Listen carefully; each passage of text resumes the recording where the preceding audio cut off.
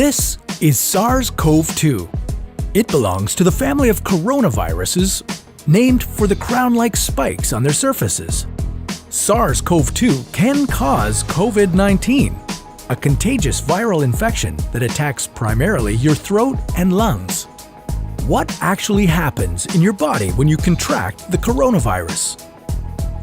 What exactly causes your body to develop pneumonia? And how would a vaccine work?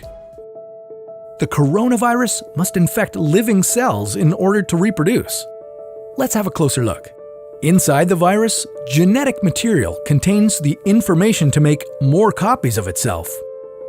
A protein shell provides a hard protective enclosure for the genetic material as the virus travels between the people it infects. An outer envelope allows the virus to infect cells by merging with the cell's outer membrane. Projecting from the envelope are spikes of protein molecules. Both a typical influenza virus and the new coronavirus use their spikes like a key to get inside a cell in your body, where it takes over the cell's internal machinery, repurposing it to build the components of new viruses. When an infected person talks, coughs, or sneezes, droplets carrying the virus may land in your mouth or nose and then move into your lungs. Once inside your body, the virus comes in contact with cells in your throat, nose, or lungs. One spike on the virus inserts into a receptor molecule on your healthy cell membrane like a key in a lock. This action allows the virus to get inside your cell.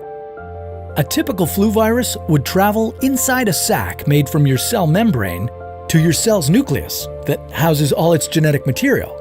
The coronavirus, on the other hand, doesn't need to enter the host cell nucleus. It can directly access parts of the host cell called ribosomes. Ribosomes use genetic information from the virus to make viral proteins, such as the spikes on the virus's surface. A packaging structure in your cell then carries the spikes in vesicles which merge with your cell's outer layer, the cell membrane. All the parts needed to create a new virus gather just beneath your cell's membrane. Then, a new virus begins to bud off from the cell's membrane. Now, with the virus spreading in your body, how can you develop pneumonia symptoms? For this, we'll have to look into your lungs. Each lung has separate sections called lobes. Normally, as you breathe, air moves freely through your trachea or windpipe, then through large tubes called bronchi, through smaller tubes called bronchioles, and finally into tiny sacs called alveoli. Your airways and alveoli are flexible and springy. When you breathe in, each air sac inflates like a small balloon. And when you exhale, the sacs deflate. Small blood vessels called capillaries surround your alveoli.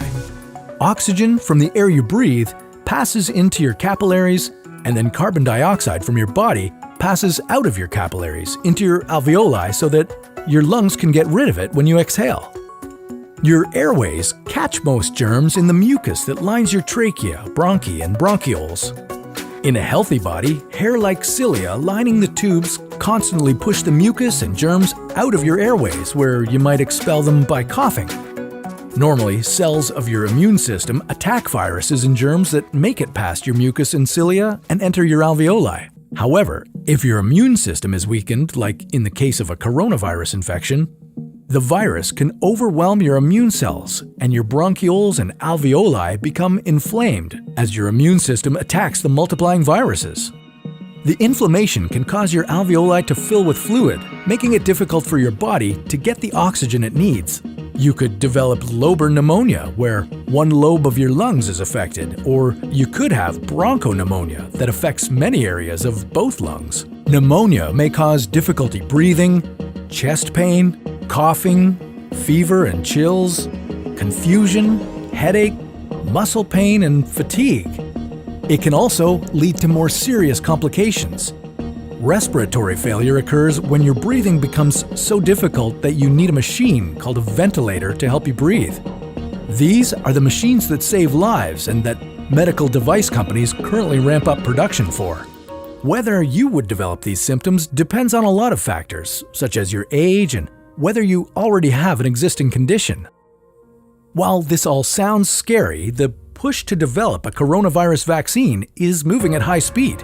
Studies of other coronaviruses led most researchers to assume that people who have recovered from a SARS-CoV-2 infection could be protected from reinfection for a period of time. But that assumption needs to be backed by empirical evidence, and some studies suggest otherwise. There are several different approaches for a potential vaccine against the coronavirus. The basic idea is that you would get a shot that contains faint versions of the virus. The vaccine would expose your body to a version of the virus that is too weak to cause infection, but just strong enough to stimulate an immune response. Within a few weeks, cells in your immune system would make markers called antibodies, which would be specific for only the coronavirus, or specifically its spike protein. Antibodies then attach to the virus and prevent it from attaching to your cells. Your immune system then responds to signals from the antibodies by consuming and destroying the clumps of viruses. If you then catch the real virus at a later stage, your body would recognize it and destroy it. In other words, your immune system is now primed. Collecting evidence on whether this will be possible, safe, and effective is part of what's taking researchers so long to develop a vaccine. It's a race against time to develop a vaccine amid a pandemic. Each step in vaccine development usually takes months, if not years. An Ebola vaccine broke records by being ready in 5 years. The hope here is to develop one for the new coronavirus in a record-breaking 12 to 18 months. While all of this will take time, stay home if you can, to protect the most vulnerable. And don't forget to wash your hands for at least 20 seconds and as often as possible. This video was a collaboration between Nucleus Medical Media and the What If channel, where we usually dive into hypothetical scenarios about the human body, humanity, our planet, and the cosmos.